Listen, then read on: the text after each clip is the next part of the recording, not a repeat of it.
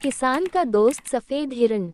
गांव के किनारे एक छोटा सा किसान रघु अपने खेतों में मेहनत करके अपनी जीविका चलाता था। रघु का सपना था कि उसकी फसलें इतनी अच्छी हों कि वह अपने परिवार के लिए एक सुखद जीवन बना सके। लेकिन हर साल मौसम की मार और जंगली जानवरों की वजह से उसकी मेहनत व्यर्थ चली जाती थी। एक दिन की बात है, रघु अपने खेतों में हल चला रहा था।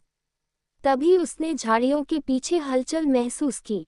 वह धीरे धीरे उस ओर बढ़ा और जैसे ही पास पहुंचा, उसने देखा कि झाड़ियों में एक सुंदर सफेद हिरन घायल अवस्था में पड़ा था। हिरन के शरीर पर चोट के गहरे निशान थे। रघु को पहले थोड़ा डर लगा, लेकिन वह एक दयालु इंसान था। उसने हिरन की ओर हाथ बढ़ाया और देखा कि हिरन की आंखों में दर्द के साथ साथ भरोसे का भी भाव था। उसने सोचा, ये बेचारा हिरन जंगली जानवरों का शिकार हो गया होगा।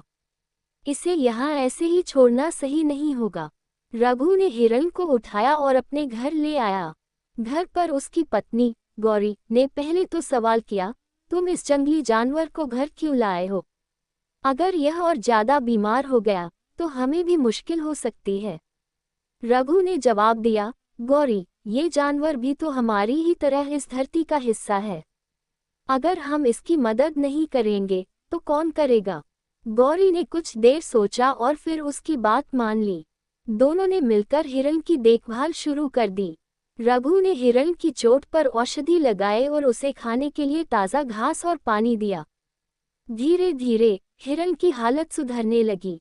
कुछ ही हफ्तों में वह चलने फिरने लायक हो गया। हिरन अब पूरी तरह स्वस्थ हो चुका था, लेकिन वह रघु और गौरी से इतना जुड़ गया था कि उसने जंगल में वापस जाने का कोई इरादा नहीं दिखाया। रघु ने उसे शुभ्र नाम दिया। शुभ्र हर दिन रघु के साथ खेतों में जाता और उसकी मदद करता। रघु को ये देखकर हैरानी होती कि जहां पहले जंगली जानवर उसकी फसलें बर्बाद कर देते थे, अब वे शुभ्र को देखकर दूर भाग जाते। ऐसा लगता था जैसे शुभ्र की मौजूदगी खेत की सुरक्षा के लिए वरदान बन गई हो। धीरे धीरे रघु की फसलें पहले से ज्यादा अच्छी होने लगीं। गांव वाले इस चमत्कार को देखकर हैरान थे। कुछ लोगों ने रघु से कहा, तुम्हारा ये सफेद हिरन कोई आम जानवर नहीं है। ये तो भगवान का भेजा हुआ वरदान है। शुभ्र की वजह से रघु की जिंदगी में बहुत बदलाव आए। उसकी आर्थिक स्थिति सुधरने लगी। लेकिन कुछ लोग इस सफेद हिरन को लेकर ईर्ष्या भी करने लगे। एक दिन गांव के एक धनवान जमींदार भैरव सिंह ने रघु से कहा, रघु, ये सफेद हिरन मुझे बेच दो। मैं तुम्हें इसके बदले ढेर सारा पैसा दूंगा। रघु ने साफ मना कर दिया, भैरव जी, शुभ्र सिर्फ एक जानवर नहीं है, यह मेरे परिवार का हिस्सा है। मैं इसे किसी भी कीमत पर नहीं बेच सकता। भैरव सिंह को रघु की यह बात नागवार गुजरी। उसने सोचा, अगर यह हिरन मेरे पास नहीं आ सकता तो मैं इसे रघु के पास भी नहीं रहने दूंगा। रात के अंधेरे में भैरव सिंह ने अपने आदमियों को रघु के घर भेजा।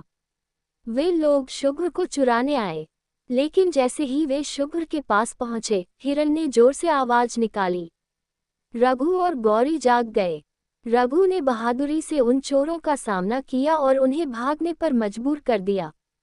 इस घटना के बाद रघु ने गांव की पंचायत में जाकर भैरव सिंह की शिकायत की। पंचायत ने भैरव सिंह को फटकार लगाई और कहा, जानवरों के साथ अन्याय करना पाप है। अगर रघु ने इस हिरन की जान बचाई है तो वह उसका परिवार है। उसे परेशान करने का तुम्हें कोई हक नहीं है।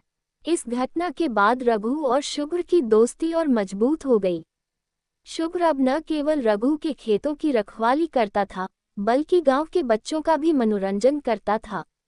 बच्चे शुभ्र को देखकर खुश होते और उसके साथ खेलते। कुछ समय बाद रघु ने अपनी फसलों से इतना पैसा कमाया कि उसने अपने खेतों का विस्तार कर लिया। उसने गांव में एक छोटा सा पशु आश्रय भी खोला, जहां घायल जानवरों की देखभाल की जाती थी। शुभ्र उस आश्रय का प्रमुख आकर्षण बन गया। रघु और शुभ्र की कहानी यह सिखाती है कि यदि हम प्रकृति और जीवों के प्रति प्रेम और दया दिखाएं, तो वे भी बदले में हमें खुशी और समृद्धि देते हैं। शुभ्र, जो पहले एक घायल जानवर था, रघु के लिए भगवान का भेजा हुआ दोस्त बन गया। गांव वालों को भी प्रेरणा दी कि वे जानवरों के साथ प्रेमपूर्ण व्यवहार करें।